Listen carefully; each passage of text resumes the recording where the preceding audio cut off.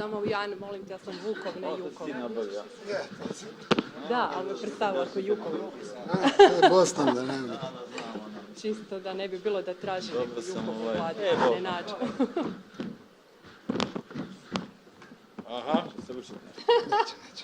So this is not, Professor, this is just your statement, not to ask difficult questions, right? Okay. So thank you very much. Thank you very much for joining this panel, and thanks to Millie, she gave us a nice intro into what we're going to talk about today. There's a clock running there.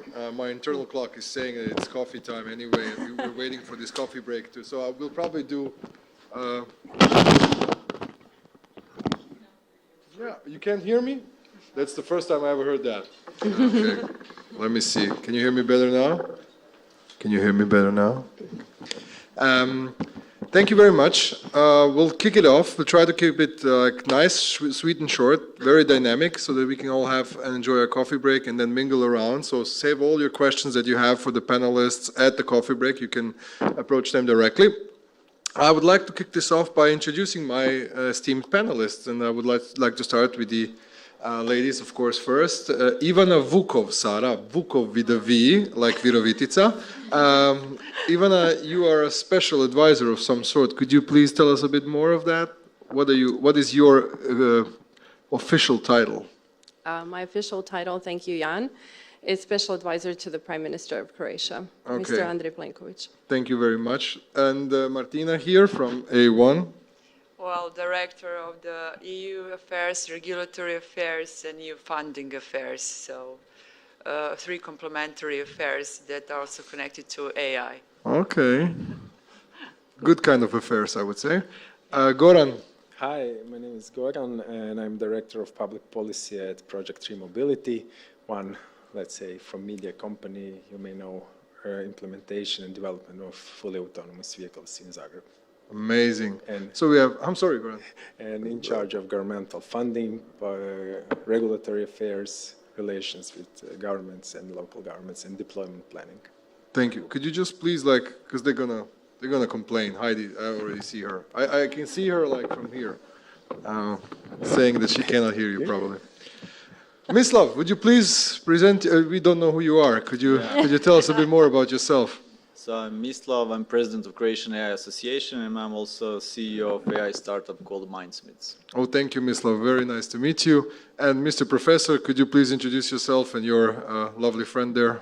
Sure, Professor at the Faculty of Mechanical Engineering, Head of Regional Center of Excellence for Robotic Technologies, Head of Chair for Autonomous System and Artificial Intelligence, and this is my associate. I will address it later. Perfect. Perfect. Thank you very much. So we had the opportunity today to hear a little bit about some sandboxes already in the making. What I liked especially from Daniel's story from Slovenia, which kind of reminded me to the early days of the elevators where you still had to have the operator inside because the people were too afraid to go in there, and the operator would then press the buttons and then they would be okay to go. And nowadays we don't even think about it. It would be ridiculous to have somebody press the buttons for us. So it's obviously that technology somehow frightens people, and I think also what Millie kind of gave us in the introduction is that the policymakers from EU also kind of took a very defensive stance and a risk-based approach. My question would be for MISLAV, for example.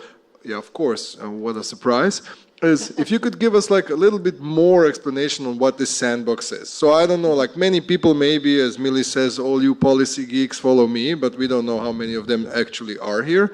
And I don't know if everybody is really aware what a sandbox is. So it is, we know we played, as Željko says, in the sand before. But what is it? What is the idea behind it? So I'll start with the why. So basically, when we saw the white paper about the AI Act, the first thing that we saw is that basically the Commission doesn't really understand the process of innovation. That there is this first phase of innovation, like when we call it incubation phase, where you don't have a lot of money, where maybe you have 2 students in a garage trying to do something. And basically they're trying to make it the same as if you're a big corporation doing something with the government where you can do a lot of harm. And then we were thinking okay, what's the clever way how we can also create a space for the people that are in this first phase of innovation, where you basically still doesn't know, does your product even make sense? And you just cannot like spend enormous amount of money and time on like trying to satisfy some conditions when you realistically cannot actually do any harm. You don't have a reach to billions of people around the world. And then we realized that we just need to create a new format. We need to be able to say, yes, we want AI to be safe in Europe. So everything that goes in production, it needs to follow the regulation. And we in Europe should probably have a high standards on that. But still, we need to recognize that there are people who are building something new. And if it's something new and no one actually built it before, it's very hard to regulate it if you don't know what it even is. So we said, let's call it a sandbox. Okay. So let's call it a sandbox, and let's say that it's a small playground where basically you have like a small number of test subjects, everybody can know what's going on, you can have like a really strong human oversight and so on, so you can really limit the potential harm to something that's acceptable. And then we basically pushed it as an idea. This is an AI sandbox, let's complement the acts with it, and then we'll create space for innovators. Amazing. So Professor, you're doing also some amazing work. Other than your fellow friend here, you also created at the university a robot that assists during neurosurgeries and doctors and stuff like that. Like, really amazing stuff. So does this somehow correlate what MISLAV is saying to how do you even innovate? I mean, how do you come from a point where you say, okay, let's build a robot that would assist surgeons to open up human brains and do some surgeries, to actually having that robot operating in the surgery room? Sure, it's a long story because we started the project 12 years ago, It was a long and tough journey, When we started to doing this, I should be honest, we were not aware actually about the problems we encountered there. And actually, but we were very determined to do it, very focused, And so I'm not allowed to tell you the whole story in the preclinical testing and so on, because there were so many dangerous things we faced. But anyhow, we were supposed to invent a lot of new things, new methods, new approaches, particularly in control theory, in vision systems, everything else. Even we were supposed to design a small self-drilling bone screws, so tiny things. To finish this idea, Okay, we did 1,000 preclinical testing in that sense. And finally, after all, we should build our own confidence in our mathematics, in our AI methods, in our technical solutions. After that, we finally decided, let's go to operate. It was a very brave decision.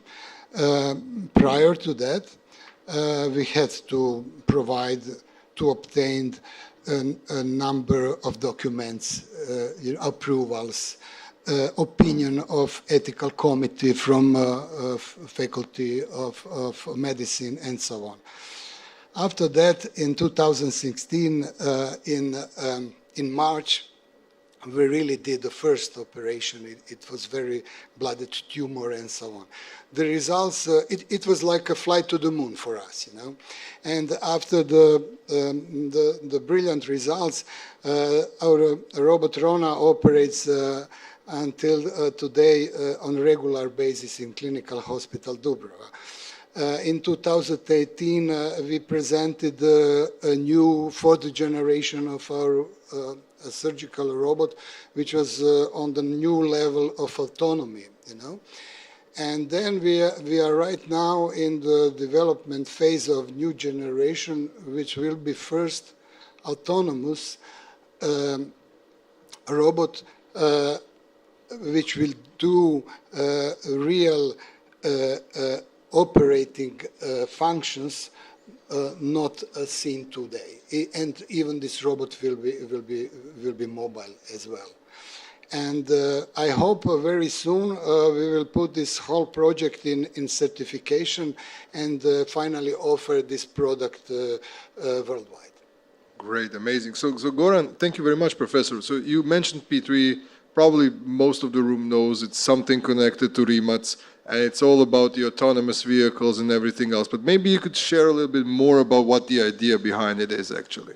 Well, the idea is to develop the whole urban mobility ecosystem, so mobility as a service based on fully autonomous vehicles, also specialized infrastructure that will support these vehicles and service, and also the platform that will be interaction between customers, vehicle, control center, and this infrastructure.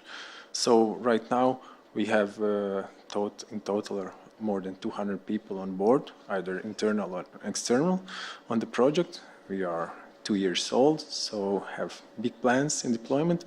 As it is publicly disclosed, our first market that we plan deployment is Zagreb in Q4 2024, but in the following months, so starting from April 2025, there will be many other European cities, so focus will be on United Kingdom, Germany, and some Scandinavian countries and Middle East in the first year. And then the expansion will go further to Asian countries, South Korea and Japan, and down there in Australia. Amazing. So big, ambitious plans. I hope it all works out as planned. But listening to this, Ivana, now, so we see that there are innovators. This, for example, the professor's example is, okay, somebody who comes from a state university, obviously there is a little bit of an easier path to kind of get all of these things approved, although 12 years is not a short time. And then we have private investors also hoping to implement AI solutions, some very innovative stuff that will eventually come into contact with the general public, and of course there will be trials and errors and issues like that. So what can, from your opinion or from your knowledge, what can the state do to facilitate things like that? Do you see the sandbox to be something that could be an official thing in Croatia soon enough? Could we be like one of the first countries to do it right, or what is the view on that? Thank you, Jan. Well, I have a feeling like the time for technology has arrived to become the center, to take the center stage. And the reason why I would say that is because I'll just take a step back and I'll talk as someone from the government just a little bit to give you a context why I think that. So the global challenges that we have, if we only take the first three, which one is that the UN World Food Program has just the other day said that there is almost 1 billion people who do not have enough food to eat. Now, just think about that. Food shortage. It's not going to get better. Climate crisis, the scientists are saying that the models for prediction of the weather are so good that we cannot call it natural disaster anymore. Now think about that. That's a whole new paradigm on how we think about things that are happening around us, weather. Croatia is not excluded. And energy. We are here, talking about technology, but technology consumes a lot of energy. And so we have three issues that Croatia is just part of. We can see that the documents of the European Commission across the EU, there is some sort of synergy finally happening around the understanding what the global issues are. And we're trying to position Europe within these issues. And we want Europe to be the place where solutions are going to happen. We are also aware that Europe has a strong value set in protecting the fundamental rights of citizens and protecting democracy. And so I feel that for the first time, startups have an opportunity to be, to really become an excellent,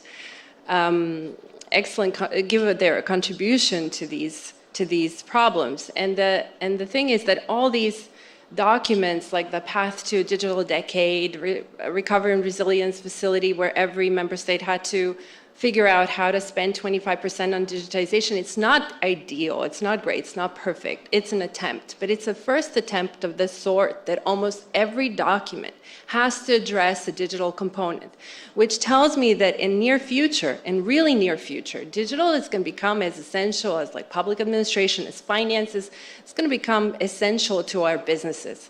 And so the government, I think, on one hand, I'm just going to say from my personal experience, working and introducing agile working methods in government, we're going to have to move away from looking at whether someone is digitally literate to having digital skill sets.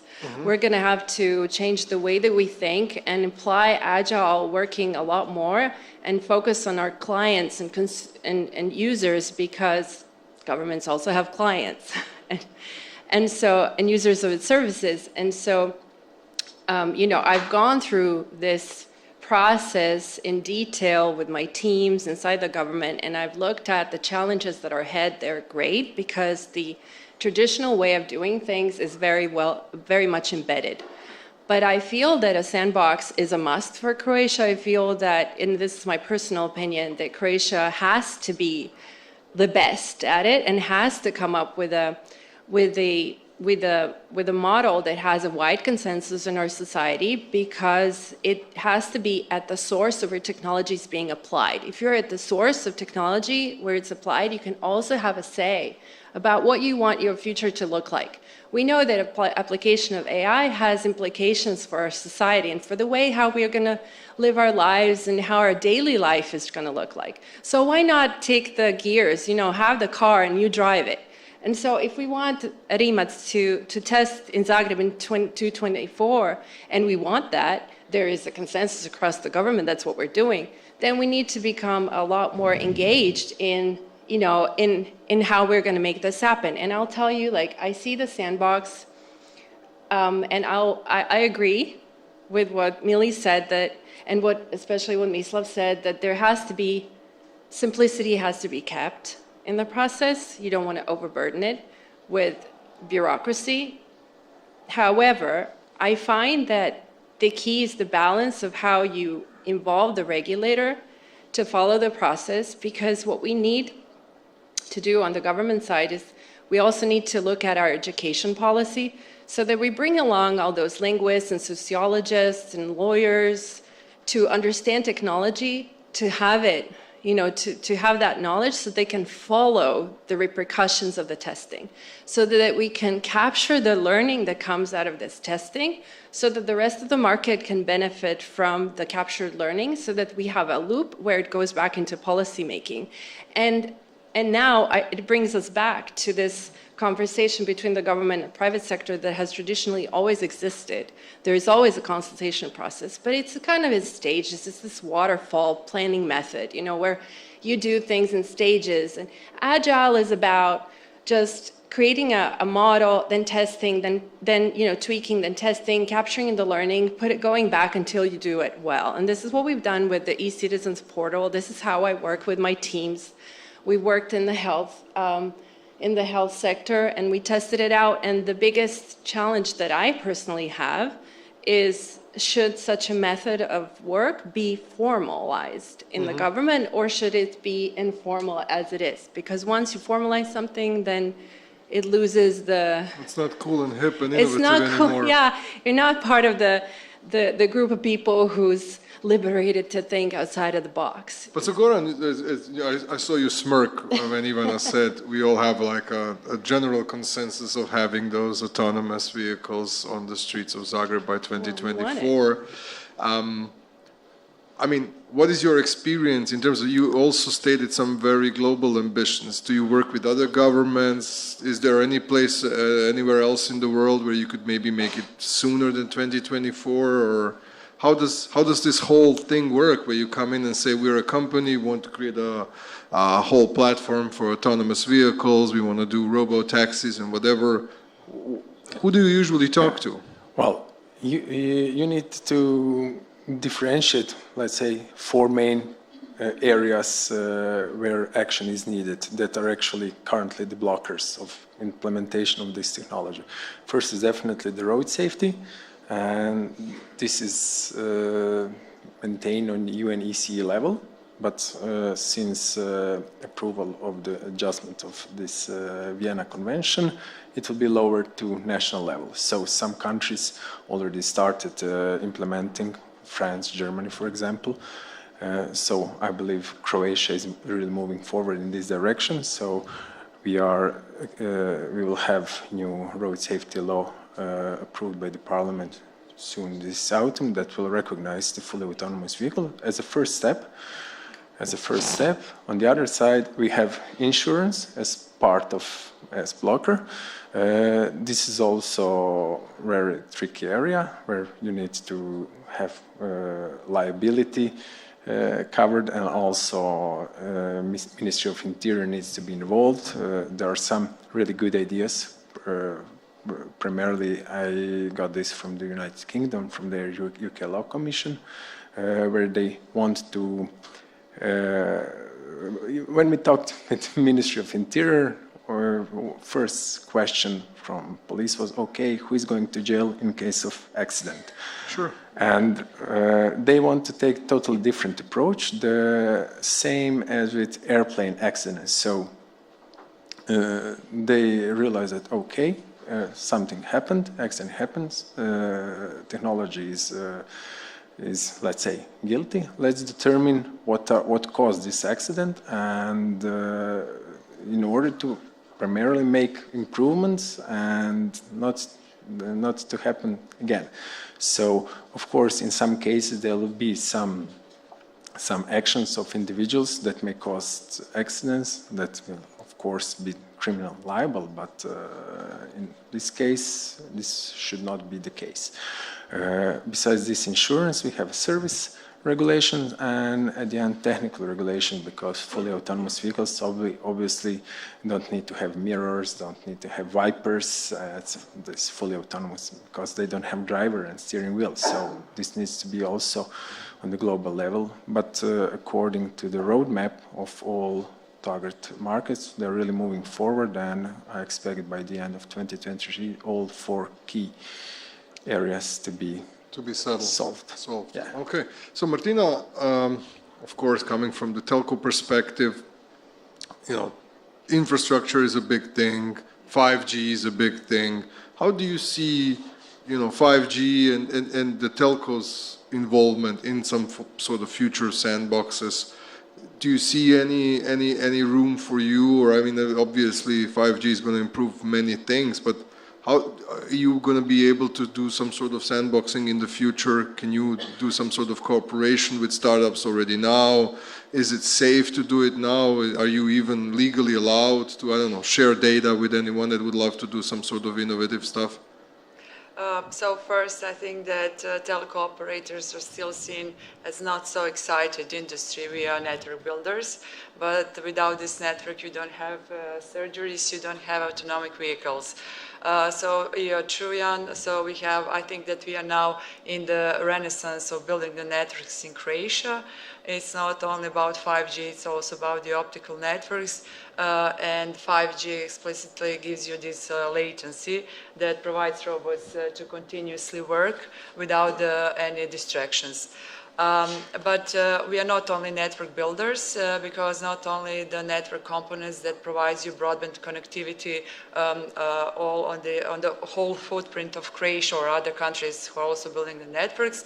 I think that we also, like 15 years ago, became aware that we have to be more than telco operators. All operators also have within their companies ICT departments, and also I have to say that we are proud in A1 Croatia to have augmented team. So we develop AI, some solutions only for currently for internal purposes. But nevertheless, what I would like to say, as I'm known as a policy freak, you know, this is a great opportunity.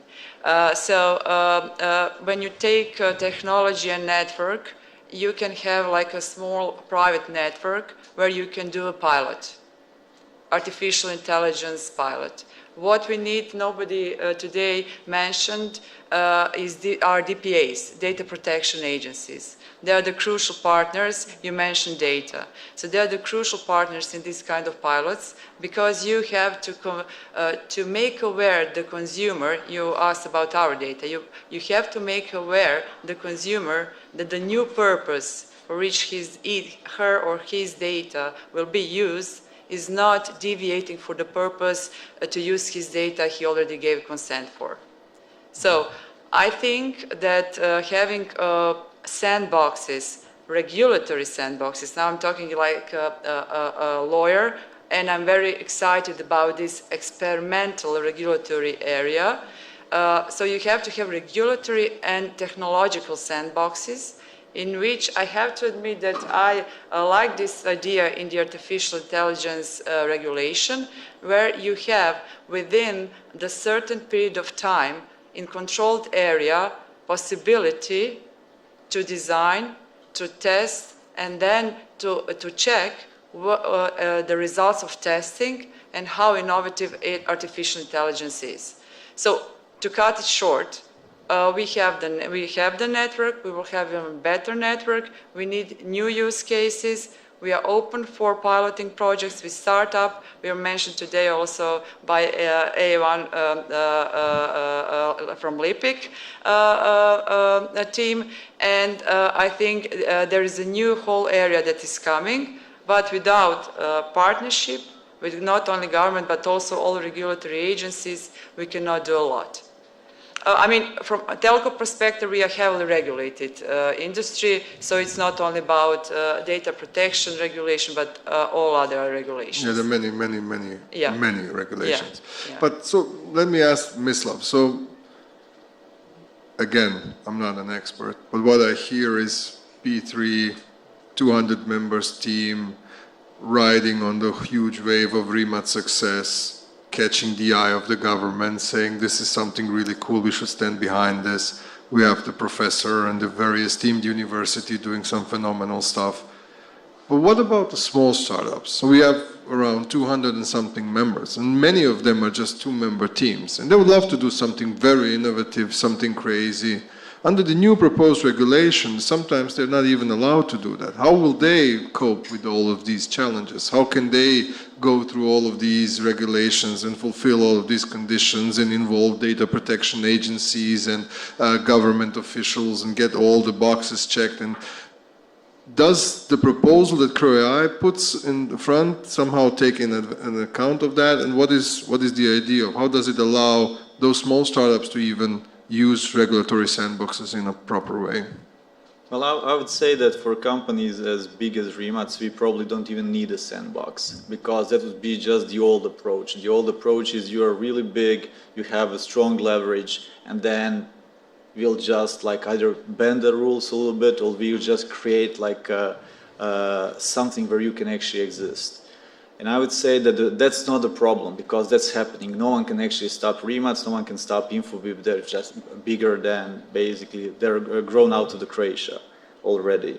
The problem is, like, did we create like the right ecosystem or the right framework for small ones? Because I think we'll see on the landscape how many startups we have this year in Croatia.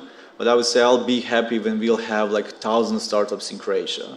Why? Because it means that we created a right environment for them, and that we created some sort of like, let's say, unfair advantage, why it actually makes sense to start a company in Croatia, why it makes sense to start like, to test 1,000 ideas in Croatia, and that will create like really new and big successful companies. So I'm afraid that that's not something that they even see in Brussels. So my biggest fear is that now when I'm part of that process there and I see how it actually looks, that there's just not enough people who really understand what AI is. And AI right now is not like something like mathematics that you learn in school, so everybody's educated about it. It's basically just the level of literacy about artificial intelligence is generally very low. There are a lot of smart people, they hear signals and they can talk about AI in a very smart way, but there's no real substance. And so they don't understand the AI, they don't understand startups. So that's why all the proposals that we get out of the Commission are always basically the same. Let's think about the interest of big companies, let's keep the status quo. Why? Because we are actually afraid of AI. And that's why we were actually, as an association, really strongly pushing for elements of AI in Croatia, because if we raise the level of like knowledge about artificial intelligence, it will be much easier to have like very meaningful conversations and dialogues, and we can actually then come to certain solutions. So what my problem is that, so we as association pushed the idea of sandboxes in the AI Act. What we got as it got accepted, but the format is still showing that there's like a lack of understanding what the real problem is. And the real problem is really small companies. It's really maybe not even incorporated. That's how actually innovation happens. And then when you validate the idea, you try to sell it, then you grow, and then at some point you can actually do a lot of things. But if you don't get the support in the beginning, then you just need to succeed against the system, not because you got help from the system and from the whole ecosystem that we are all part of. So my biggest fear is that we'll still get something that's not adequate from Brussels, and we'll just, as a country, will accept it. Why? Because so far we haven't shown that we are actually very brave, that we have our own ideas and that we can actually stand behind these ideas. And I think it's really the time that we become brave. Why? Because this kind of opportunity, it won't happen again in the next 30 years. And I just don't think it's smart for us to wait that much time. Well, what were some of the, Millie briefly mentioned, there were 3 elements to a sandbox, and some of them were even self-regulation or self-checking if you're in line, not going over and checking all these documents, getting stamps and collecting these kind of things. Could you just give us some sort of... So the why is very, very simple. So why we want to regulate AI? It's not because we already don't have laws that are saying, look, if you do a harm to a person or to the system and so on, you'll, I don't know, go to the jail. We already have that. It's a technology the same as any other. The thing about the AI is that if you work on a really large scale, you can, with a single mistake, touch lives of billions of people and make a huge problem. So the thing is, that's why we are trying to regulate it, to add guidelines and to actually limit the potential of that kind of a big catastrophe. The thing is, then we just scale that down, and we just don't realize that if you have 2 students and then they're going, trying to test something on 10 people, you don't have a potential for a global catastrophe. But still, you're applying the same regulation there. So we basically said, look, I as an entrepreneur, we as a company, we are doing autonomous systems. And I have 17 years of experience in AI, and I'm just my heart hurts because a lot of things that we see from AI right now, they're just not exciting. And I would love them to be much more exciting. And they'll be much more exciting, as this robot here, if they're autonomous. But if you don't understand where the potential harm is coming, if you don't understand how things are working, you'll just be afraid of it, and you'll just stop it. Mm-hmm. So yeah, Ivana would like to. No, I just wanted to say that the same applies for government too. I mean, the change theory tells us nobody likes change. Everybody would like to stay the same they are. I mean, if you ask, someone might say, oh, I welcome positive change, but positive can also be interpreted in many different ways. I like the pleasant type of change. If you want to deliver a change project, you have to have an ingredient, and theory teaches us, you have to have a sense of urgency. That's why I was mentioning the global challenges, because I think we need to learn, both in government and in private sector, how to be better communicators. We need to understand what drives a change forward. And we will go through this hesitancy through communication, because what you are advocating, you're advocating for laws to be suspended temporarily, for something to be tested, but you're also advocating for learning from this testing. But this learning, what I'm trying to say this entire time, is that even though, governments don't always have this reputation of being quick on the, on the shotgun and really sexy and attractive and open, I think the new times are coming, and we need to create this. We need to open a channel where we learn from you guys, so that the government officials can help and support you, rather than, what you say, there is lack of understanding on our side. I think we need to invest in each other to, break these barriers, and these type of events are very welcome, but we need to have a lot more of these kind of events. these Željko, type please, make sure. self-checking. One is not enough. Once per year, not enough. I mean, let me just, I always like to be the devil's advocate at work. I always ask the questions and nobody asks, and then I get the stares. But let's imagine Croatia has introduced the sandbox already, and it has a huge influx of innovators. Huge influx of talent, huge influx of innovators.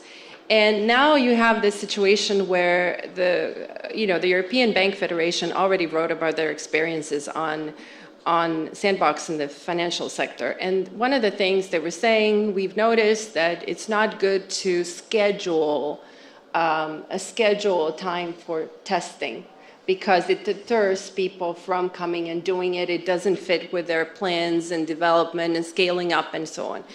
And we have to think in advance. If we create a good, how are we going to deal with this influx? Is the regulator going to at any point say, all right, this test is more relevant for our society and it deals with more pressing issue than this one? I'm just asking out there because... So we have like a very simple answer. It's basically in our proposal. It says that you don't involve a regulator or the government because you have a code of conduct.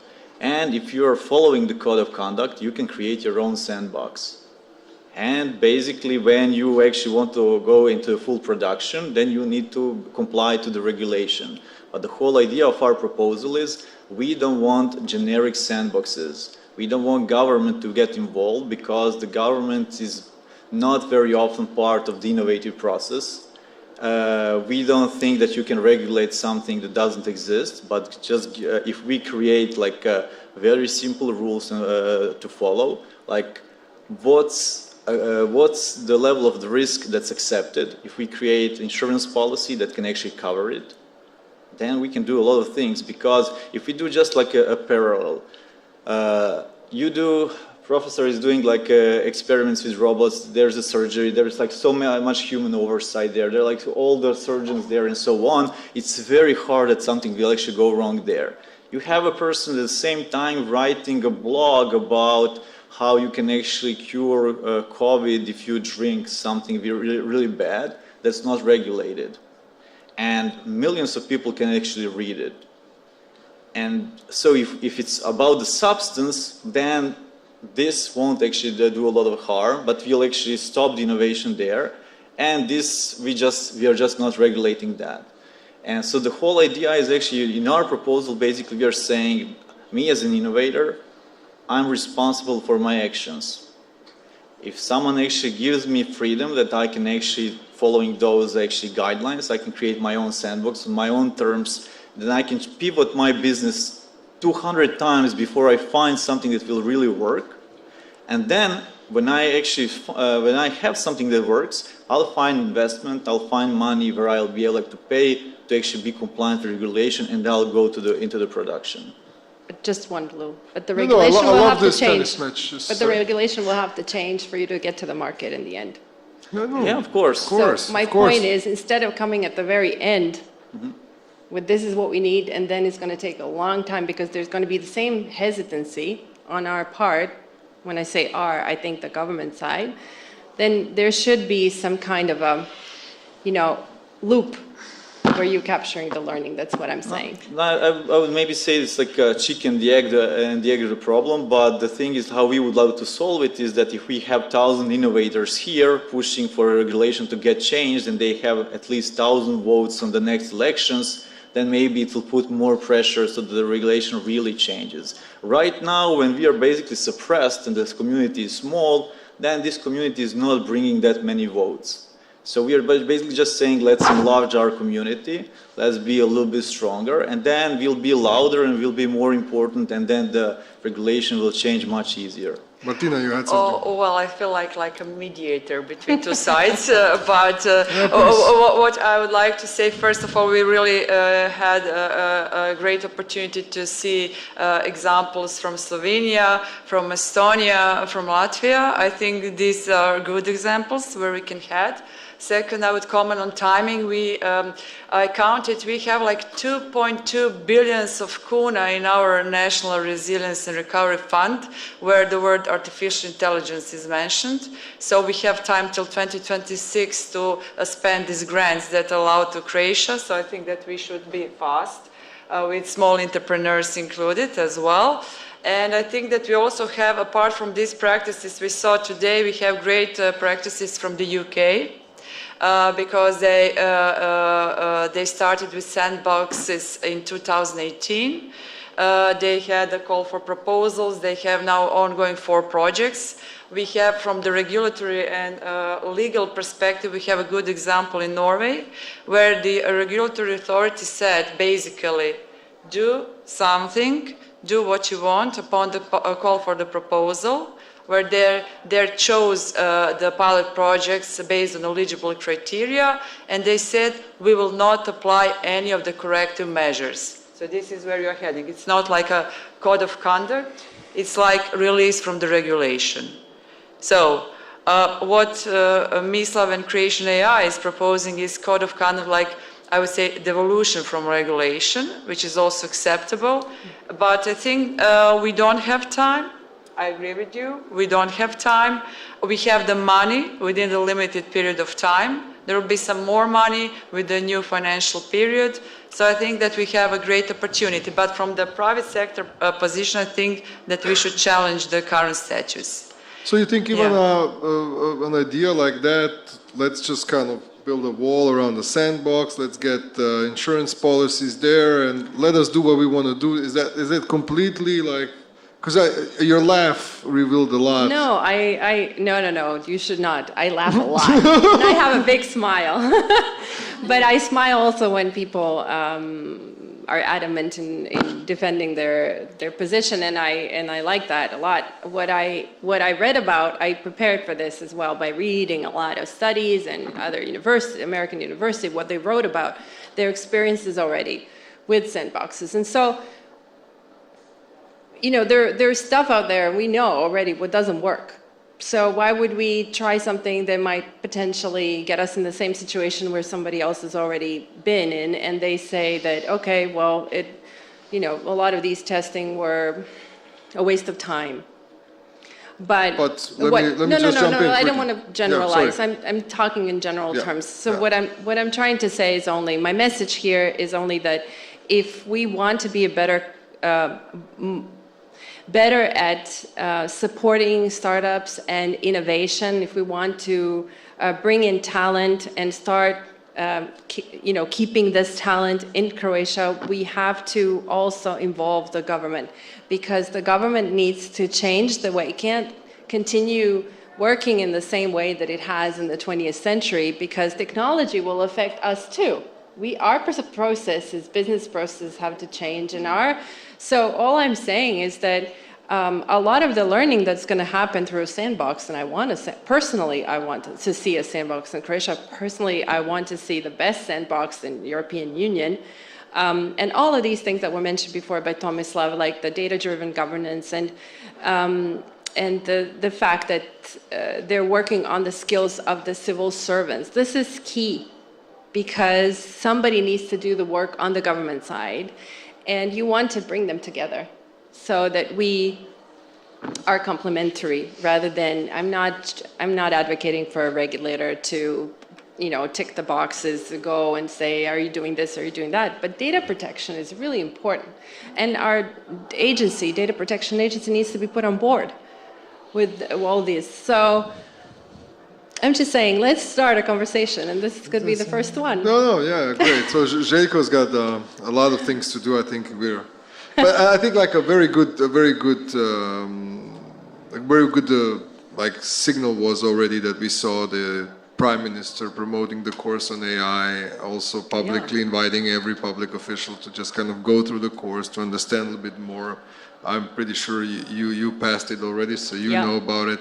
And but there's like obviously opposite sides on that, and I don't think, like, not to be like Mislav's advocate or anything, but it's not one of those just leave us the heck alone and we'll do whatever we want and then we'll come to you kind of things. It's more what is physically possible. Because sometimes, and as you said, like, the Digital Act and, the GDPR things and many of these things are super, super important. And obviously Europe was, a leading force in that. But it also created a lot of obstacles for many different innovators and many different companies. No, Being, like that's one of those things that always somehow needs to be in balance. And I agree with you. Sometimes those experiments are a complete waste of time, but probably the professor can tell you there were many, many failed experiments in those 12 years. And I don't think they were, a waste of time because they probably learned a lot from also all the failures, I'm sorry. I mean, well. I may say something that MISLAV is going to like. Yeah, okay. Well, let's try that. I haven't seen anybody do that yet. But... I mean, the European Commission talks a lot about trustworthy AI. Oh, yeah. So that's the buzzword.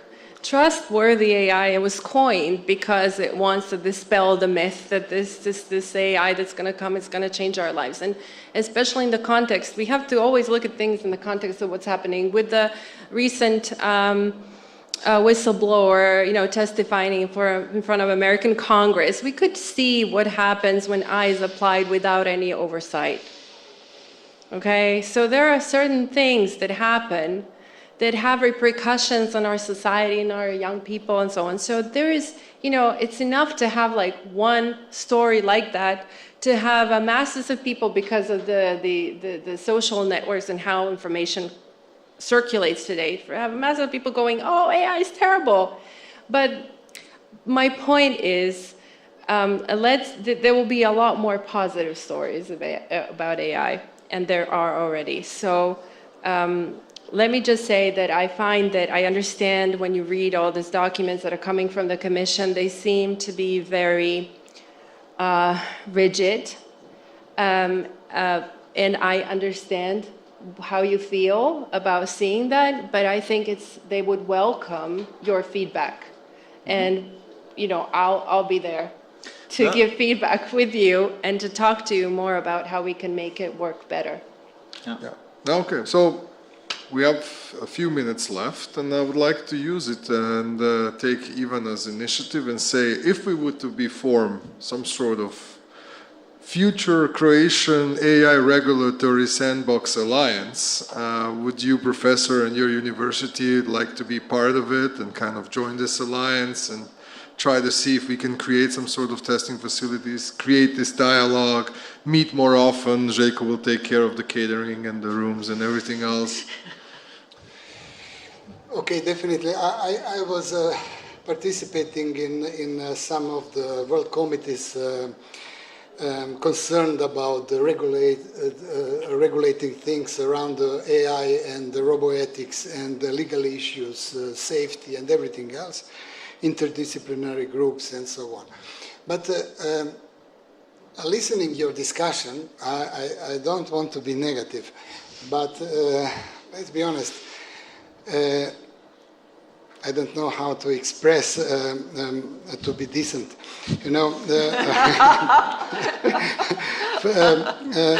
First of all, we shouldn't be naive, okay? We all agree that regulation should be based on understanding the technology, Yeah. All the misunderstanding lead us to the somewhere in bottleneck and somehow preventing the development, First of all, I would like not to have a regulation if it is bad, It's very dangerous to have a bad regulation, definitely. And finally, what I would like to say, first of all, I don't want to be naive. The final regulation will be designed by profit and big corporations, Forget it, That will be point, on that. So, if we want to somehow to make AI naked, we started to get naked today, without manicure, apart from this kind of technology, which is very complex, this is we call physical or motoric intelligence. It's very complex because our body is very complex, hundreds of muscles, and we need years to learn how to control our body. We start to learn it even before we're born. But I mentioned that our RONA took almost 10 years, but this technology took more than 20 years to be developed, But apart from this kind of intelligence, the most of AI apps are actually simple, even stupid classifiers. Even we are talking about deep learning or whatever, they are very, very stupid. You can take the most sophisticated AI image analysis software, but unmistakably this software can recognize the things, But at the end of the day, this software does not know what the object represents in cultural way, in context way, and definitely, And okay, why should we be worried about this, if it's so stupid, Okay, there is a point. It's autonomy. The modern AI, machine learning methods, they are autonomous, beyond our comprehension, And there is a space where we are losing control. And that's something what is scary, Okay. As I mentioned, there is the reason there is a lot of committees all around the world trying to find a solution, how to control the thing. It's very complex to answer on this question, but let me to simplify. Two main issues. For example, safety. You can tell, okay, if you are talking about AI, then we need, let me simplify, only the emergency button, the way how we can shut down the things if something goes wrong, Okay, and regarding the reliability, we need the AI which has explainability, that can tell you, talk to you, how this magical AI found the solution, how found the decision and something like that. We need the AI to communicate with the environment, not a silent or sneaky agent or something like that. Okay, thank you very much. And Martina, would A1, and would you be willing to meet again and discuss some opportunities for cooperation? I think that I already answered yes. I think that we can find a solution. We have not one, we have 5 regulators who are crossing what we are doing and who are checking what we are doing, cross-checking what we are doing within the company. But I think that we can create an ecosystem where these kind of use cases with startups can be made. Why not? Yeah, I mean, the course, the Elements of AI course was a good start, but maybe we could do some workshops and show what AI can do and where it really. Sorry. No. I just wanted to quote Daniel. I don't know if he's here still. He said, he pointed right. We have to think about the average customer. How does he or she see it? Does he or she understand it? And whether he or she accepts to be a part of this pilot. I think that we can find people, I mean, it depends on the use case of AI. But this is, I would say, the core. Of course, government, support of the government, but also awareness. Absolutely. And Goran, so how are you already at a stage where you can cooperate with others or, we are cooperating through CroAI and we supported some initiatives and also we are interacting with various ministries that are in charge of regulation adjustments. But also what I can stress, this, sometimes even having support from top of government does not necessarily mean that their adjustments will be efficient, because usually when you lower it down to operational level, some bottlenecks appear. So I believe that there should be some instructions from top down to to this ministry's level to include businesses, startups, to share with them their suggestions so they can act in that way, because otherwise it will be a very, very slow process. Perfect. Thank you so much. I think Ivana and MISLAV talked enough. So I want you to save all your questions for the coffee break, because we're not going to prolong it any longer. And I hope to see, especially Ivana and MISLAV, very soon, again together with Goran, Martina, and Professor, thank you very much, so we can continue this conversation and try to take it any further. Thank you very much for participating. Thank you. Thank you.